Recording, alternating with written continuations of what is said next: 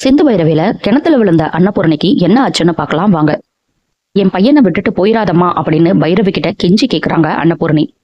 கையை தட்டி விட்டுட்டு அங்கிருந்து கிளம்புறாங்க பைரவி. ஆனா தவறி விழுந்துறாங்க அன்னபூரணி கிணத்துல. உதவிக்கு யாரையாவது கூப்பிடலாமான்னு எல்லா இடத்துலயும் தேடி பாக்குறாங்க பைரவி.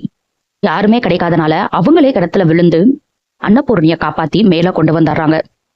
எவ்வளவோ எழுப்பி பார்த்தோம், அன்னபூரணி எந்திரிக்கிற மாதிரி இல்ல. அப்புறம் பார்த்தா தலையில இருந்து ரத்தம் வர்றதா பாக்குறாங்க. ஐயோ ரத்தம் வருதே அப்படின்னு சொல்லி அவசர அவசரமா ஹாஸ்பிட்டலுக்கும் கூட்டிட்டு போயிடுறாங்க. தனியாவே தூக்கிட்டு எப்படி கூட்டிட்டு போனாங்கன்னு தான் தெரியல. தலையில அடிபட்டிருக்கிறத பார்த்து எம்ஆர்ஐ ஸ்கேன் எடுக்கணும் அப்படின்னு சொல்லிடுறாங்க. பைரவி அப்பவும் யாருக்கும் கால் பண்ணவே இல்லை, அழுதுகிட்டே அங்க நின்றுருக்காங்க. ஐயோ என்னால கிணத்துல விழுந்து இப்படி அடி வேற பட்டுருச்சே, என்ன ஆக போதோ அப்படின்னு ரொம்பவே ஃபீல் பண்றாங்க. தலையில அடிபட்டிருக்கிறனால உடனே அவங்கள ஆபரேஷன் தியேட்டர் கூட்டிட்டு போய் ஸ்டிச்சும் போடணும்னு சொல்றாங்க. அதையும் பண்ணி முடிக்கிறாங்க. அதுக்கப்புறம் பைரவி கிட்ட பேசணும் அப்படின்னு சொல்லிட்டு டாக்டர் கூட்டிட்டு போறாங்க. அன்னபூர்ணிக்கு பசங்கள்லாம் இருக்காங்களா அப்படின்னு கேக்குறாங்க. நீங்க என்ன வேணும் அப்படின்னு கேட்டுக்கிறாங்க டாக்டர். உங்க அத்தைக்கு தலையில ரொம்ப பலமா அடிபட்டிருக்கு, அதனால பிளட் கிளாட் ஆயிருக்கு. இது நம்ம சர்ஜரி பண்ணோம்னா அவங்க உயிர் தப்பிக்கிறது ரொம்பவே கஷ்டம். சக்சஸ் ரேட் ரொம்பவே கம்மியா இருக்கு. இதே டேப்லெட் மூலியமா விட்டோம் அப்படின்னா 3 மாசம் வரைக்கும் அவங்க உயிரோட இருப்பாங்க, அதுக்கு மேல உயிரோட இருக்க மாட்டாங்கன்னு சொல்லிடுறாங்க. பைரவிக்கு என்ன பண்றதுன்னே தெரியல, பயங்கர ஷாக்ல இருக்காங்க.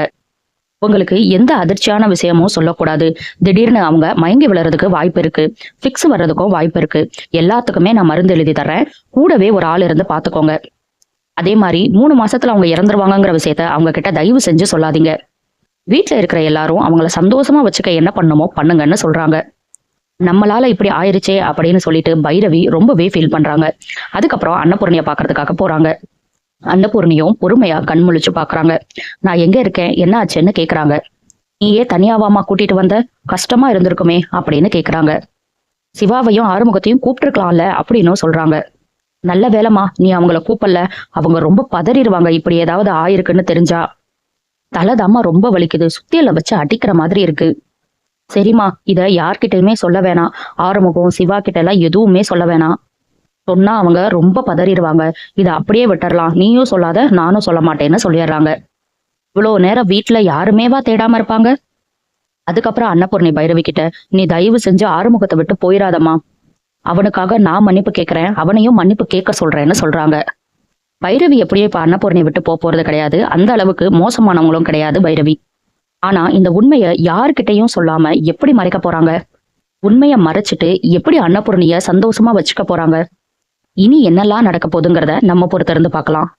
அடுத்தடுத்து சிந்து பைரவியில என்ன நடக்குதுன்னு தெரிஞ்சுக்க சப்ஸ்கிரைப் பண்ண மறந்துடாதீங்க.